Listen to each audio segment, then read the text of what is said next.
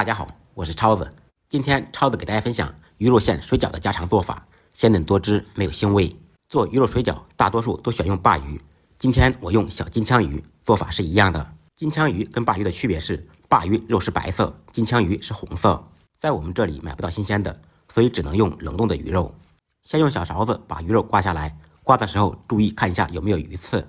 鱼骨同样用小勺把肉刮净。全部处理好以后，放到案板上，用刀背简单的剁一下，把鱼肉剁成鱼蓉。剁好以后，放到碗中备用。锅中做少许清水，放入拍匀拍碎的葱姜，放入10几粒花椒，开大火烧开锅。开锅以后，关火晾凉备用。剁好的鱼肉中放入2小勺猪油，也可以放入1点五花肉馅。单独放鱼肉比较干，比较柴，没有香味，放猪肉中和一下。放入晾凉的葱姜花椒水。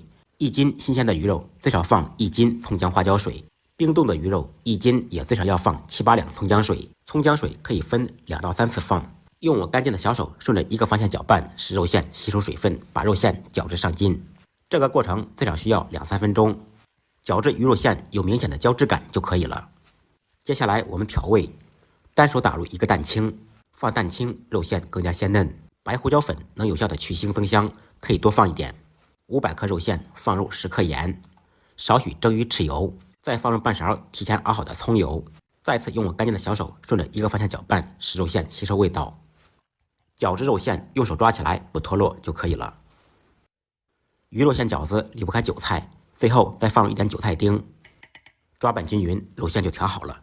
用这种方法调的肉馅鲜嫩多汁，没有腥味。俗话说软面饺子硬面条，包饺子和面的时候面和得稍微软一点。用温水或者冷水和面，不要用热水。用热水和面就是烫面蒸饺了。包饺子的时候，肉馅稍微多放一点，薄皮大馅才好吃。水开以后，把饺子放入锅中，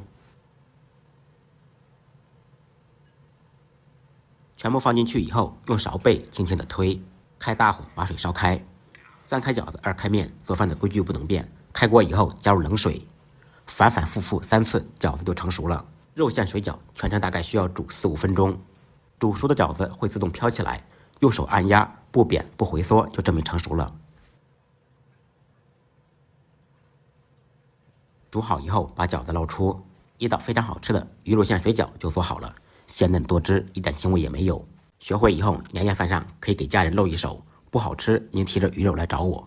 感谢朋友们支持点赞，再忙再累，记得按时吃饭。下期视频见，拜拜。